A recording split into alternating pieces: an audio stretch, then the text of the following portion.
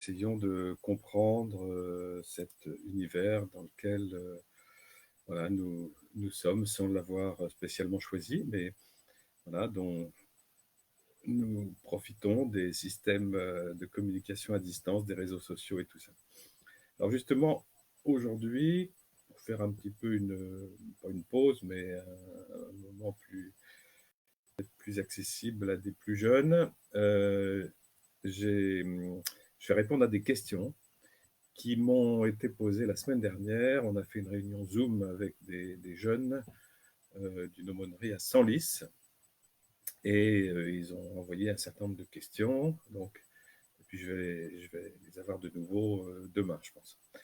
Alors, je vais vous lire les questions et puis essayer de répondre. Voilà, c'est une autre façon d'aborder les mêmes sujets ou d'aller plus loin. Alors, un peu dans le désordre, hein. Pourquoi dites-vous que l'existence de Dieu est d'abord une question de l'intelligence avant d'être une question religieuse? Alors, c'est vrai, j'ai dit ça parce que, je vais m'en expliquer. Donc, c'est vrai qu'aujourd'hui, la question de Dieu, toutes les questions métaphysiques comme celle-ci, pour tout le monde, semble être, voilà, du ressort des religions. Et qu'il y a une attitude donc religieuse, comme on dit, à avoir par rapport à ça. On choisit un système religieux, le christianisme, l'islam, des religions plus anciennes, le judaïsme, etc., etc. On en choisit une et puis après on adopte une attitude religieuse. On fait ce qu'on nous dit, on avance comme ça. On peut avoir des initiatives, bien sûr, mais voilà. Alors moi, il me semble que la question est d'abord une question de l'intelligence, tout simplement parce que tous les êtres humains se posent cette question, tôt ou tard. Et même, j'allais dire tôt en particulier, puisque quand on regarde nos ancêtres, hein, quand on regarde les hommes préhistoriques, les sapiens, ou même justement quand on recherche dans les ancêtres de l'homme, Homo erectus, Homo habilis, etc., Homo rudolfensis, et puis les néandertaliens, etc., eh bien, comment est-ce qu'on distingue un, un, un squelette d'homme d'un squelette d'un grand singe? Comment est-ce qu'on fait la différence entre l'humain et le pas encore tout à fait humain? Il me semble que jusqu'à présent, c'est grâce à un critère très précis qui est celui de constater s'il y a une sépulture ou pas. Autrement dit, si on trouve à côté de ce squelette euh, une arme, quelque chose qui a été déposé là intentionnellement, des restes de petites boîtes de parfum, je ne sais pas quoi, un couteau, enfin, voilà. Eh bien, s'il y a une sépulture intentionnelle, à ce moment-là, on considère que ce sont des êtres humains qui sont là. Alors, à quel niveau, là, après, ça va dépendre des spécialistes, hein, évidemment, et datations et tout, mais voilà, ça montre bien que ce qu'on appelle l'humain, ce qu'on appelle l'être humain, homme ou femme, c'est celui qui a une certaine conscience que, voilà, la mort, c'est la fin de quelque chose, il y a peut-être quelque chose après, il y a peut-être un ou plusieurs créateurs qui sont responsables de notre présence ici. Et donc, voilà, tous les êtres humains, tôt ou tard, se posent cette question. Et s'ils se la posent, c'est bien parce qu'ils sont dotés d'une intelligence suffisamment adaptée, capable de gérer, de poser au moins ce genre de questions. Donc c'est une question de l'intelligence et on s'aperçoit que cette question, elle n'a que trois réponses possibles. Soit il y a un créateur, soit ils sont plusieurs, soit il n'y en a pas du tout, ce qui est plutôt la mode aujourd'hui. Alors que plusieurs, c'était la mode autrefois, les panthéons, les divinités, les Olympes de Dieu.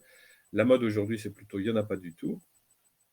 Et c'est pour ça d'ailleurs que l'athéisme qui proclame il n'y a aucun Dieu, eh bien, est à prendre en compte parmi ces différentes réponses des différents systèmes philosophiques et religieux. L'athéisme en fait partie. Et c'est pas le tout de proclamer quelque chose, c'est pas le tout de dire je suis athée.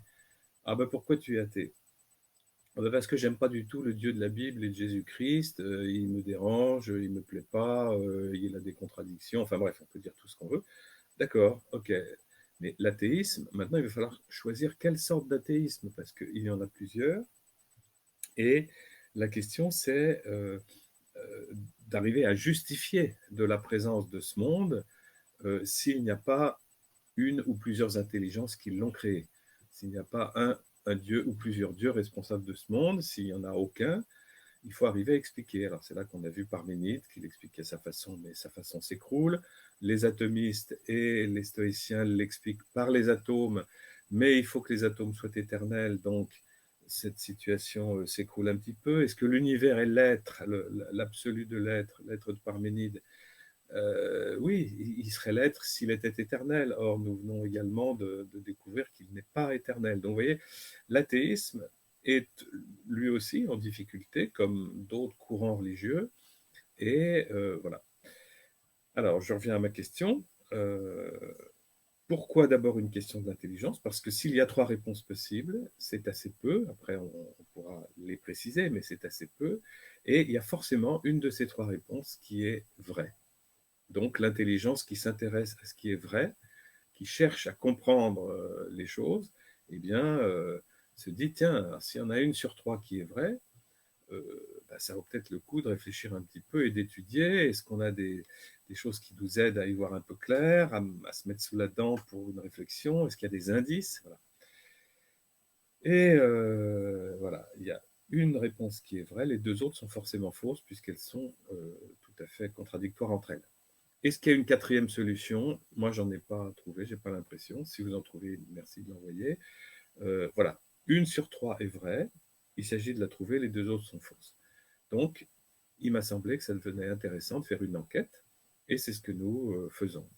Et on découvre d'ailleurs que l'athéisme est en très très mauvaise posture. Il n'était pas si mal il y a 150 ans, tant que la vie semblait simple, tant qu'on croyait à la génération spontanée, tant qu'on croyait à l'éternité de l'univers, à l'éternité peut-être même de la planète Terre. Vous voyez, on croyait beaucoup de choses, et bien c'était des fausses croyances. C'est le mérite qu'ont eu les sciences expérimentales de nous libérer voilà, d'un certain nombre de ces fausses croyances qui nous faisaient perdre notre temps à chercher dans des directions tout à fait fausses. Hein, si on, voilà, si on a établi toute une philosophie ou toute une religion sur le fait que la vie jaillit spontanément, je ne parle pas d'être transmise, ça qu'elle soit transmise facilement, ça c'est acquis, mais qu'elle puisse naître spontanément facilement, euh, et donc qu'elle soit donc presque éternelle, et ben, tout ça, ça s'effondre. Ça s'est effondré avec Pasteur en 1864. De même que l'éternité de la planète Terre, ça s'est effondré quand on a mieux compris que voilà, la Terre avait maintenant, nous le savons, plus de environ 4,5 milliards d'années, un peu moins que notre Soleil. Enfin, rien de tout ça n'est éternel. Évidemment, ça fait revoir la copie à beaucoup de systèmes philosophiques et religieux. Bon, passons à la question numéro 2. Alors, la question de Dieu n'est-elle pas uniquement du ressort de l'opinion, de la croyance, de ce qu'on appelle la foi? Alors, la réponse, oui, jusqu'à présent, c'était le cas. Tant que nous n'avions pas de moyens de vérifier si tel ou tel courant philosophique ou religieux avait des chances de dire vrai, disait vrai plutôt, euh, eh bien, nous serions encore à tâtons, comme c'était le cas pendant des siècles. Alors, on avait des indices pour travailler, pour vérifier, on en avait déjà, mais on en avait beaucoup moins qu'aujourd'hui, parce que tout simplement, nous savions beaucoup moins lire cet univers dans lequel nous sommes. Voilà. Donc, chaque religion, chaque philosophie, y compris l'athéisme, nous dit, venez voir, c'est nous qui avons raison, il faut que vous ayez la foi en nous, la confiance, et suivez-nous aveuglément, on a tout compris, ben, ça devient, non, moi j'ai plus envie de faire ça aujourd'hui. Je sais que j'ai des indices pour vérifier, pour avancer, qui ne seront pas des preuves, mais ça change beaucoup la donne. Voilà. Chaque religion, chaque philosophie disait, croyez-nous, faites-nous confiance. Et aujourd'hui, nous sommes en mesure de dire, montrez-nous pourquoi nous vous ferions confiance? Qu'est-ce que vous avez affirmé qui a été confirmé? Qu'est-ce que vous avez déclaré qu'on pourrait vérifier? Vous voyez? Et généralement, justement, tout ce qu'on appelle le système des gnoses, hein, contre lesquels luttait un saint Irénée de Lyon dans le 1er siècle, tous ces systèmes-là, renvoient toujours à des traditions, mais dont on n'a jamais la source. Alors, il semble pour ces gens-là que plus la tradition soit ancienne, plus ça soit digne d'être cru, mais non. Ce qui est digne d'être cru, c'est ce qui est vérifiable. Alors, une fois encore, nous ne pouvons pas vérifier certaines affirmations de théologie ou de philosophie abstraite. Que pense Platon du travail? Que pense Grégoire de Nazianze de la Trinité, Saint Augustin? Vous voyez, ça ne peut pas être vérifié par les sciences. On en a fait le deuil définitivement. Nous ne pouvons pas vérifier ces choses-là par les sciences. Les sciences ne sont pas au-dessus des raisonnements philosophiques ou métaphysiques ou religieux. Mais chacune de ces philosophies et religions généralement fait une intrusion dans le domaine du réel vérifiable et mesurable et donne son point de vue, dit par exemple le soleil est éternel. Bon, eh bien, en faisant cela, ces philosophies et ces religions prennent le risque qu'un jour on puisse vérifier si oui ou non le soleil est éternel. Et à ce moment-là, soit ils auront eu raison, soit ils se seront trompés, soit ils auront rejoint une vérité, le réel par rapport à ce point très précis qui est une représentation du monde, le soleil, soit donc ils auront raison, soit ils auront tort. Et eh bien les générations qui découvriront ça pourront les juger, pourront choisir en disant bah là, cela raconte n'importe quoi, je ne vais pas aller les suivre sur des sujets plus périlleux comme qu'est-ce qu'il y a après la mort ou y a-t-il un Dieu plusieurs ou pas du tout, qui sont encore une fois des thèmes métaphysiques sur lequel les sciences ne peuvent pas agir, mais les sciences peuvent vérifier les représentations du monde, et c'est ce qu'on leur demande de faire. Et c'est ce qui est possible de faire depuis assez peu de temps, il faut le reconnaître. C'est pour ça que c'est une méthode nouvelle, pas du tout connue, des systèmes religieux ou philosophiques. Donc, la question de Dieu n'est-elle pas uniquement du ressort de l'opinion, de la croyance, de la foi? Ce serait le cas, oui, si nous n'avions rien du tout pour vérifier. Pendant des siècles, chaque religion ou philosophie disait croyez-nous, croyez-nous, rejoignez-nous, et on n'avait pas grand-chose pour vérifier. Donc, d'ailleurs, c'est aussi une question pour l'intelligence, afin de savoir à qui je vais donc donner ma confiance, en qui je vais avoir foi. Dans la mesure où, encore une fois, aucun Dieu n'est vérifiable par les sciences, ni même l'athéisme n'est vérifiable par les sciences. Hein, j'ai bien insisté là-dessus. Les sciences ne sont pas compétentes pour déclarer Dieu existe. C'est impossible.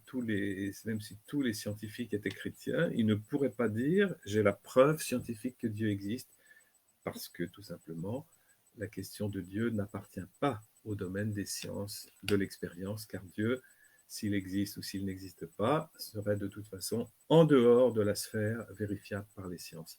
C'est ce que Aristote et ses amis ont appelé la sphère métaphysique. Voilà.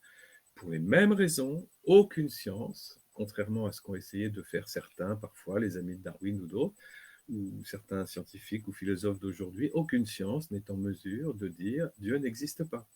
Les sciences ne peuvent dire ni Dieu existe, ni Dieu n'existe pas, c'est impossible. Donc c'est pour ça qu'il n'y aura jamais de preuves scientifiques dans ce domaine. En revanche, on peut trouver beaucoup d'indices. Voilà, c'est ça qui est intéressant. Comment savoir que l'univers et tout ce qu'il contient est l'œuvre d'un auteur?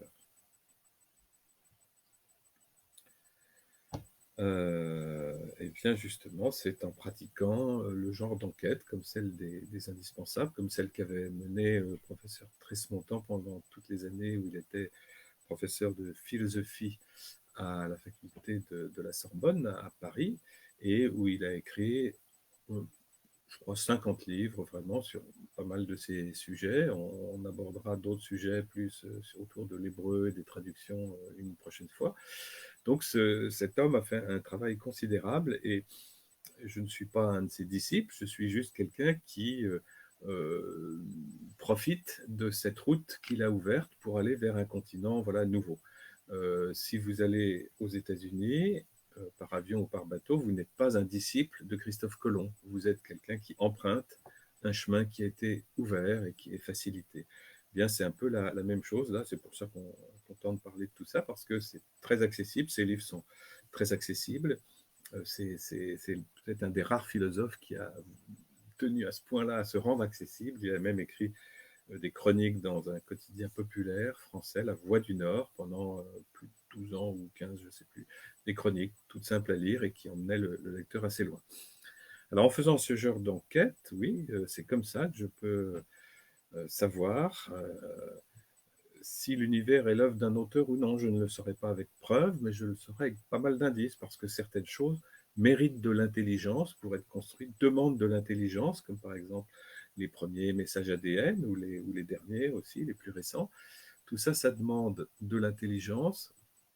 De même que, vous voyez, on pourrait dire, ah oui, mais le hasard pourrait le faire. C'est vrai, le hasard, ce qu'on appelle le hasard, c'est-à-dire, d'après les dictionnaires, cause fictive des événements soumis aux seules lois des probabilités, eh bien, le hasard existe. Hein.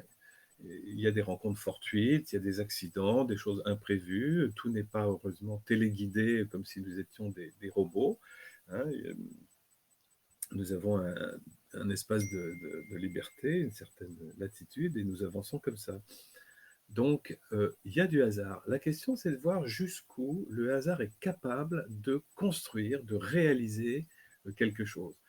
Par exemple, si vous voulez gagner, alors parlons des jeux de hasard. Si vous êtes James Bond, vous entrez dans un casino et vous commencez à regarder un petit peu, puis vous commencez à jouer une somme moyenne, et puis vous gagnez.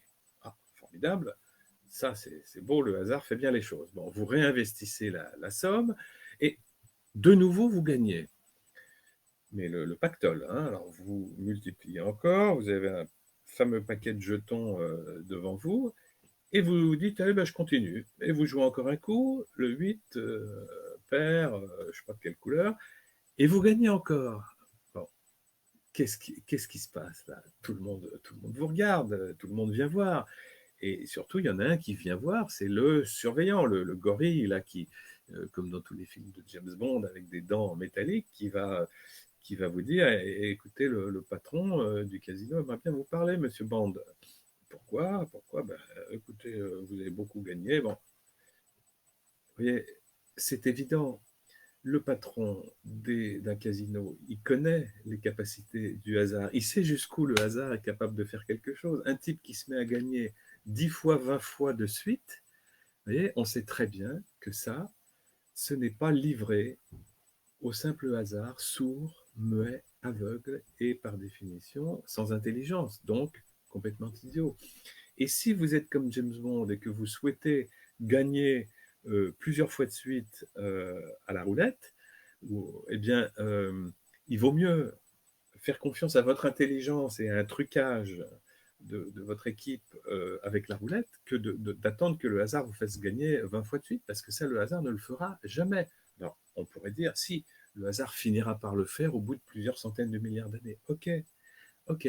Et c'est vrai qu'on pouvait croire que le hasard était capable de construire de la vie, par exemple, du vivant, de l'ADN génial, etc., tant qu'on croyait que l'univers était éternel. Avec l'éternité, ça laisse une éternité de possibilités de conjonction de molécules, d'atomes, etc. Et encore, inventer des alphabets, c'est pas la même chose que d'écrire quelque chose avec un alphabet déjà existant, hein, non plus.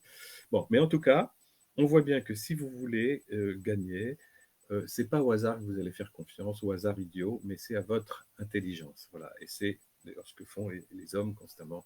Si on veut voir évoluer des voitures vers des modèles de plus en plus magnifiques et perfectionnés en vitesse ou en aérodynamisme, vous n'allez pas jeter les plans par terre en disant mon enfant de 3 ans va faire ça très bien par hasard. Vous savez très bien que pour passer de la brouette à, à la navette spatiale, il faut de l'intelligence. Voilà. Eh bien, c'est un peu pareil. Pour passer du monocellulaire, qui est déjà un ordinateur, hein, il y a 3,8 milliards d'années, à l'être humain, il y a eu une augmentation d'informations. Il y a eu une augmentation d'informations. Le monde est plus riche en informations aujourd'hui qu'hier. Et est-ce que n'importe quel système est capable de se donner plus qu'il n'a? Je sais qu'on fait des essais en probabilité, en théorie du hasard et tout, des mouvements browniens, tous ces trucs-là, mais n'empêche que on n'est pas allé très très loin avec ça, hein. On n'est pas passé du message génétique du monocellulaire à celui d'un être humain, hein, qui, en comparaison, remplirait des bibliothèques entières. Voilà. Maintenant, si des gens préfèrent croire au hasard parce qu'ils sont totalement allergiques à toute forme de Dieu, ben, croyez ce que vous voulez, c'est ce qu'on faisait il n'y a pas longtemps, mais disons qu'aujourd'hui, ça devient très très très difficile. Alors on croyait à l'époque aussi que les étoiles étaient divines, etc. Et Aristote, qui adhérait à ça, disait oui, je crois ça parce que tout simplement, je ne peux pas vérifier. Si on me donnait des outils, j'irais vérifier et je croirais pas n'importe quoi. Bon, c'est ce qui se passe avec les progrès. L'information augmente dans l'univers. Le message génétique qui décrit comment vous construire, et spécialement votre gros cerveau, beaucoup plus gros que celui de nos ancêtres Homo habilis. Enfin, encore, on s'est rendu compte que la grosseur, c'est pas ça qui fait l'intelligence. Il y a eu des gros cerveaux autrefois chez les Néandertaliens, je crois, qui n'ont pas réussi à les maintenir en vie jusqu'à aujourd'hui. Bon. Mais en tout cas, le message génétique, lui, nous voyons qu'il augmente en information et que les messages génétiques qui vous construisent aujourd'hui au XXIe siècle n'étaient pas précontenus dans les messages génétiques de la souris ou le message génétique de l'abeille. Ils n'étaient pas précontenus parce que tout simplement il n'y avait pas la place déjà. Et deuxièmement parce que non, ils ont été inventés au fur et à mesure. Il y a une progression, de même que on voit bien que l'homme passe par toutes les étapes qu'on a décrites ces derniers temps, voilà, des monocellulaires, et puis ça s'améliore, et puis je ne les ai pas tous en tête, mais j'avais un numéro enfin, une revue scientifique très intéressante qui rappelle ça, on pourra regarder une autre fois. Et on passe par tous les vertébrés, puis certaines sortes de reptiliens, puis en sautant des étapes, on arrive aux mammifères, et puis on arrive aux primates, et puis aux êtres humains, et chaque fois il y a pas mal d'étapes connues de mieux en mieux.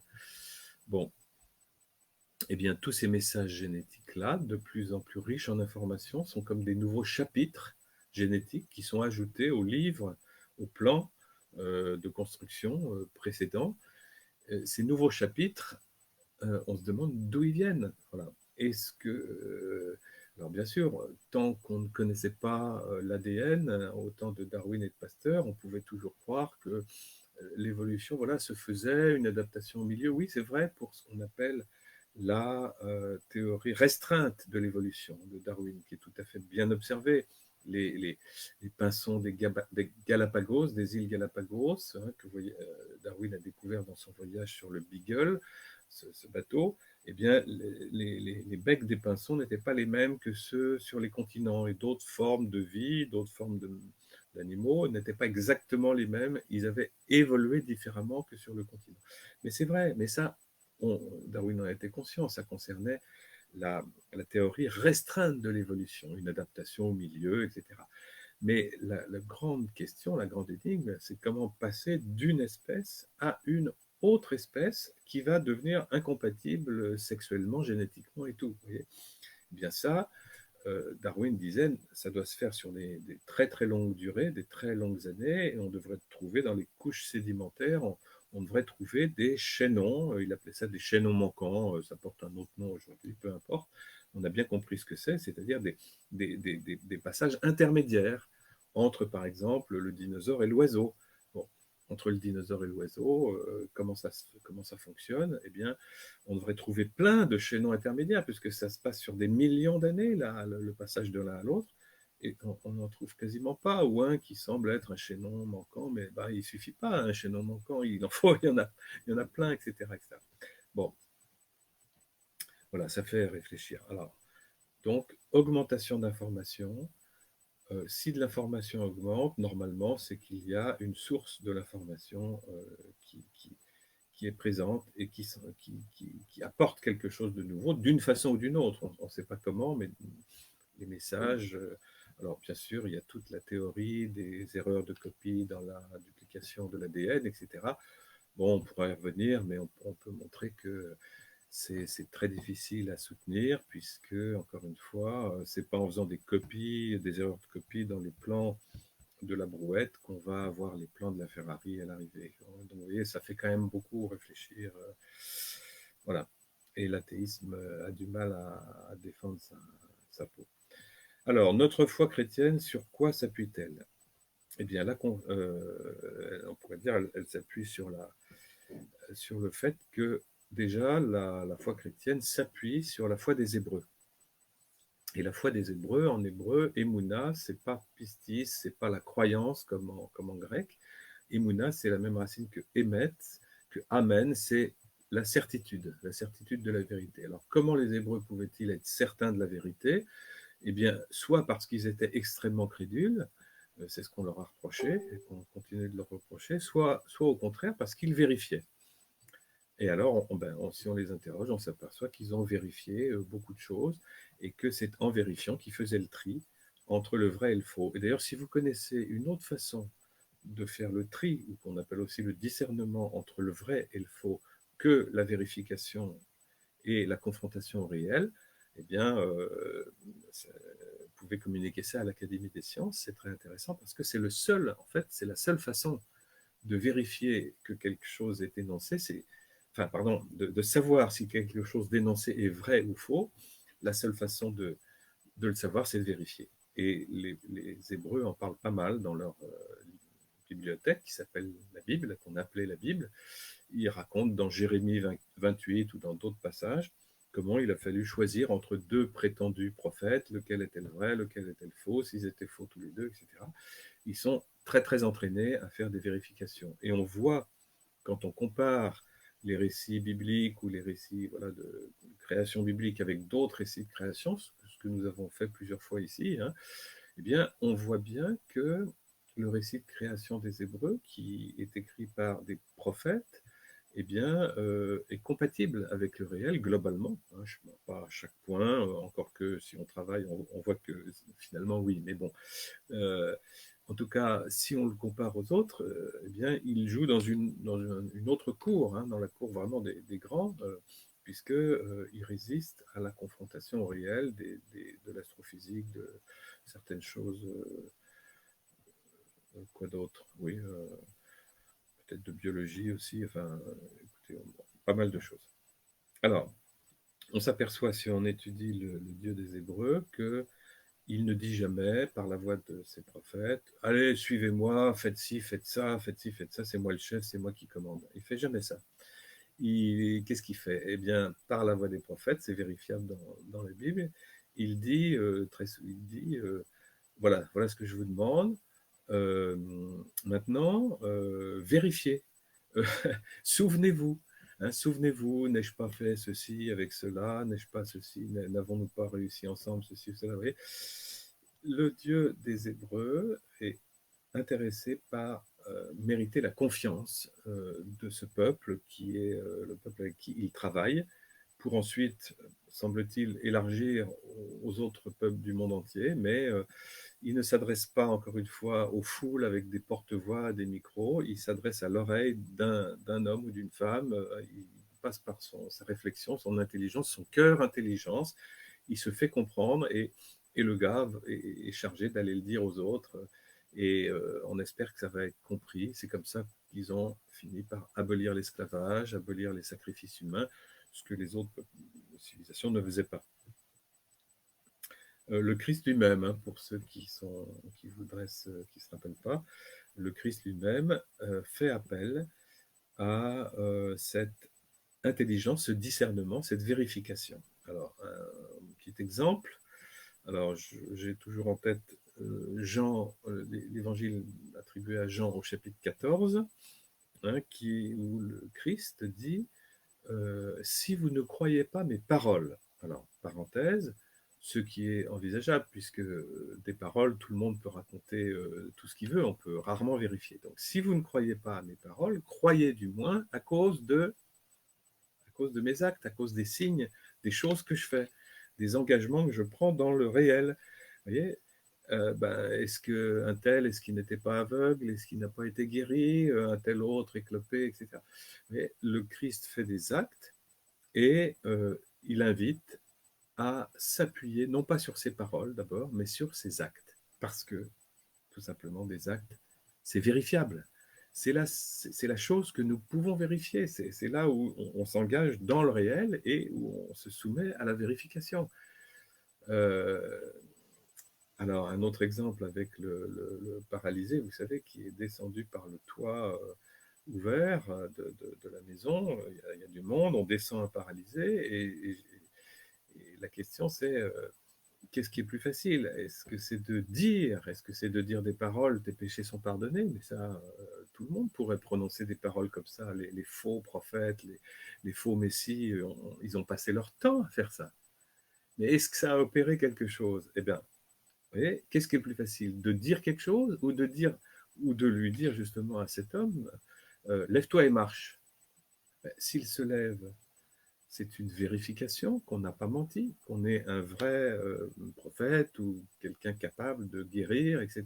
Et qui va donc devenir un petit peu, au moins, digne de confiance, digne de foi. Voilà, c'est toute la relation de Dieu avec le peuple Israël, ou toute la relation de Jésus-Christ avec ceux qui l'écoutaient, et ensuite parfois de Paul, Pierre, etc. Eh bien, c'est de montrer des choses vérifiables. Euh, Parce que voilà, il s'agit, cette relation consiste à gagner la confiance. La confiance, elle se mérite, elle ne tombe pas plouf comme ça. Alors vous allez dire après, oui, mais là, il y a des gens qui disent la foi, c'est un don. Bien sûr, la foi est un don. Qu'est-ce qui n'est pas un don dans la vie? Tiens, la vie, justement, est un don aussi. Ben, la vie est un don. C'est pas parce que c'est un don que je vais maintenant rester sans rien faire. La vie est un don, à moi d'agir avec ce don et d'avancer avec. La foi est un don, ben, bien sûr, dans la mesure où, mais en même temps, les apôtres disent au Christ, fais grandir en nous la foi. Alors, vous voyez, donc ça veut dire qu'on peut agir sur cette foi, sur cette confiance. Elle peut grandir ou diminuer, ou tout d'un coup s'avérer, parce qu'on avait cru en quelque chose de faux, s'avérer donc peut-être risqué. Ouais. Voilà, à chacun de nous d'aller faire son travail s'il le veut de vérification. De toute façon, quand on fait confiance à quelqu'un, généralement, c'est parce qu'on a vérifié avec l'intelligence avant si on pouvait lui faire confiance. Puisque là, encore une fois, la confiance, la foi, ça se mérite. Voilà. Et dans le cadre du christianisme, après les Hébreux qui, eux, ont pu acquérir confiance dans le Créateur qui leur parlait, et qui continue de leur parler, je pense, eh bien, les chrétiens sont montés dans ce bateau-là et ont pu, là aussi, vérifier des choses et avancer. Et de plus en plus aujourd'hui. Voilà. Et ceux qui croient en la résurrection de Jésus, on avait évoqué les raisons de croire dans une ancienne rencontre, mais ceux qui croient, euh, c'est parce qu'il y a pas mal de raisons de croire. Alors, je ne vais pas les redire aujourd'hui, mais il y en a beaucoup. Alors, sur quoi votre foi est-elle fondée?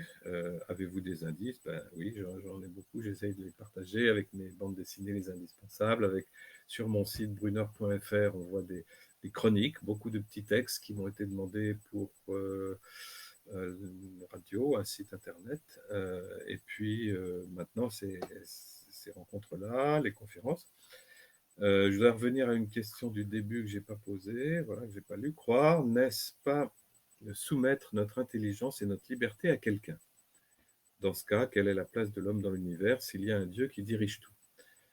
Alors, oui, je sais qu'il y a des systèmes religieux qui sont comme ça, qui disent que si on adhère à leur système, alors philosophique ou religieux, hein, depuis longtemps, depuis des siècles, eh bien, si on adhère, on abdique un peu son intelligence, on abdique un peu sa liberté, parce qu'on va devoir obéir un peu, enfin, voilà, obéir, mais comment, à quoi? Bon, et voilà, il me semble que ce n'est pas du tout le cas, en tout cas, de tous les systèmes philosophiques et religieux. Hein. Il y a au contraire des systèmes philosophiques et religieux qui si on les étudie, qui voient que, au contraire, ils essaient d'ouvrir l'intelligence, la liberté à une ouverture, justement, à une réflexion, à un travail.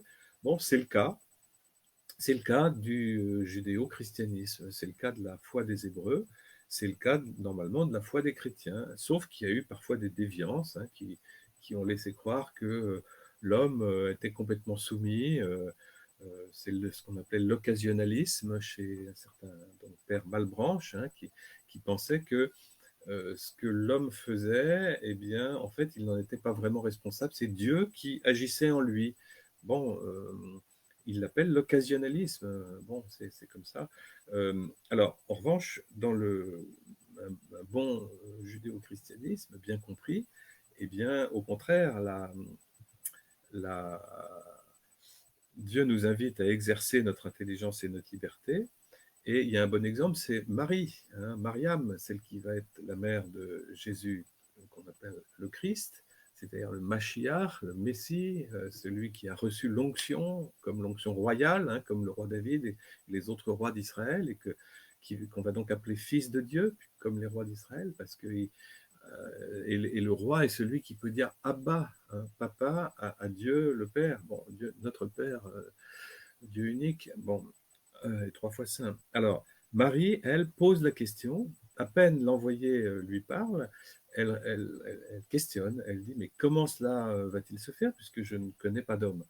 Eh bien, vous voyez, elle exerce tout de suite son intelligence et elle va exercer sa liberté peut-être en fonction de cette réponse. Comme la réponse lui a convenu, eh bien, elle a pu faire le choix de dire oui, ok, avec volontiers. Et vous voyez, si l'être humain n'avait pas de participation avec sa volonté, son agir, sa décision propre, saint Thomas d'Aquin nous dit qu'il ne serait même pas un homme.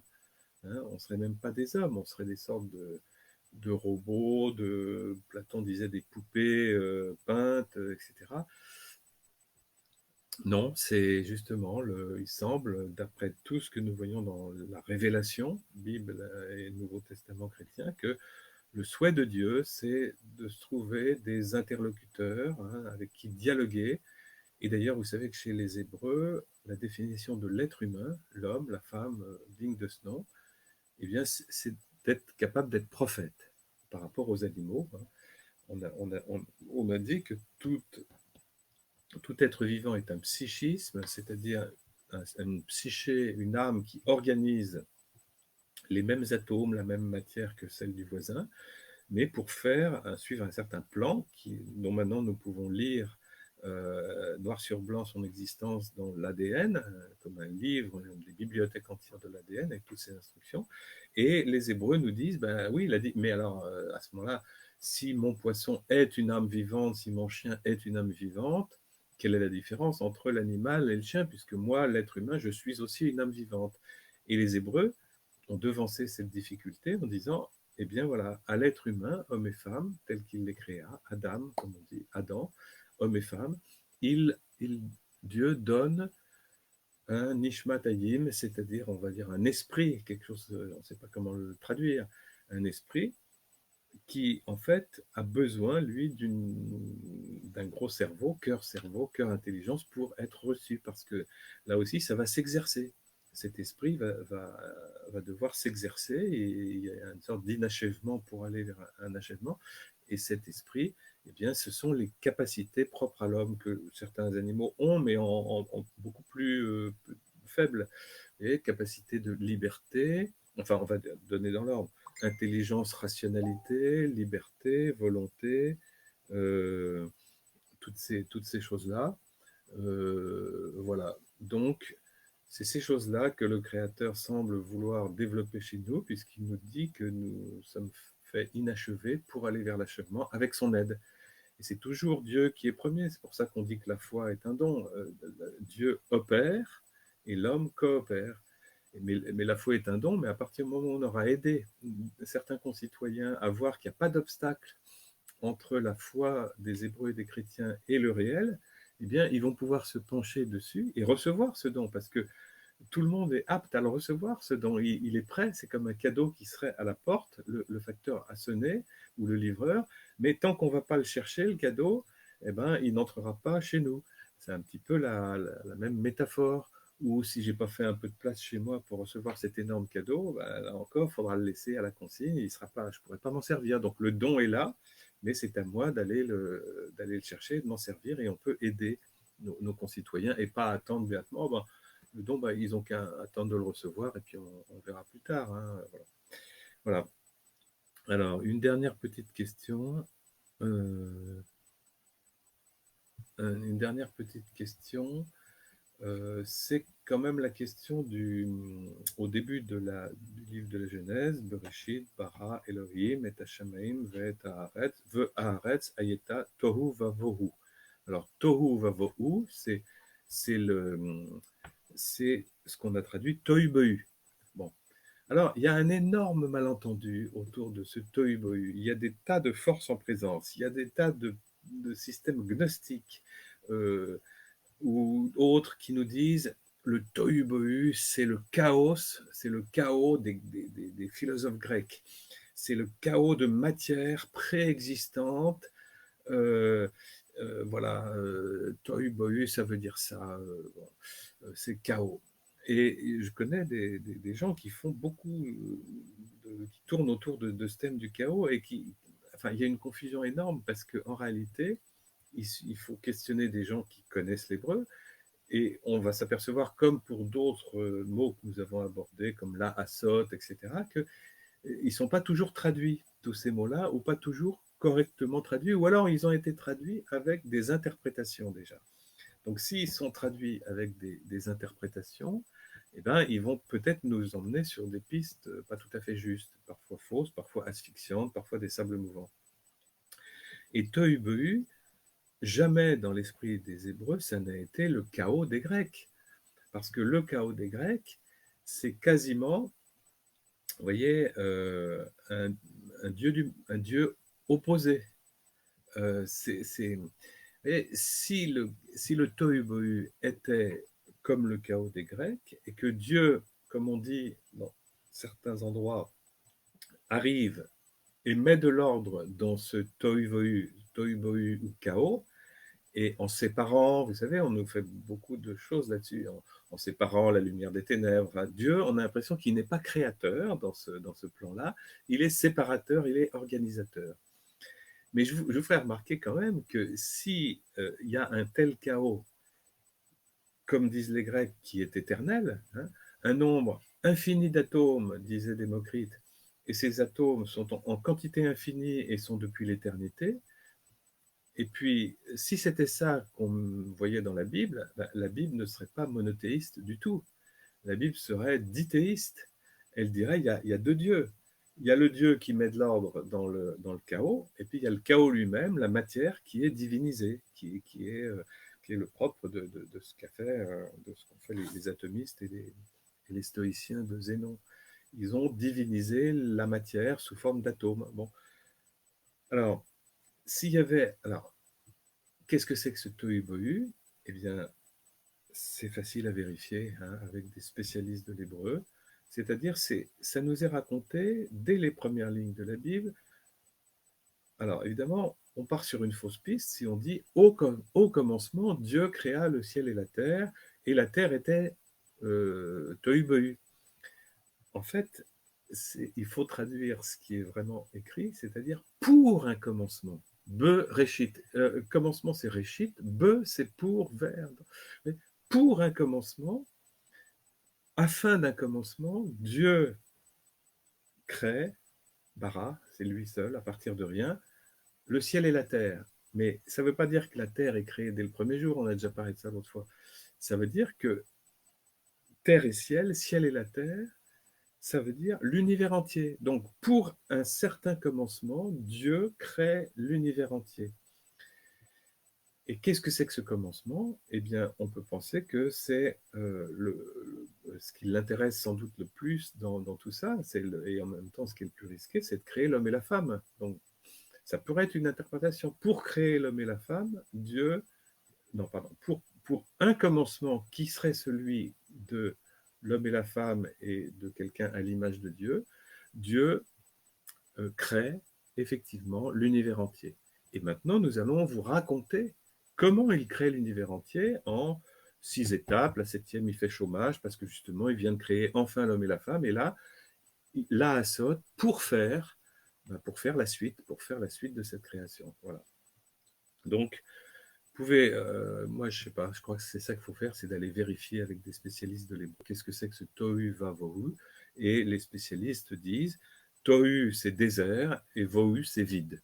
Voilà. Alors évidemment, il y a un de ces mots qui est un apax, je crois, mais n'empêche que c'est comme ça que ça a été compris par les rabbins, les hébreux, donc ça mérite d'être pris au sérieux. Bon, je crois que là, je vais arrêter parce que c'est plus long que prévu. Et on se dit à demain si ça va. Et en souhaitant bonne santé à toutes et tous. Merci. Au revoir.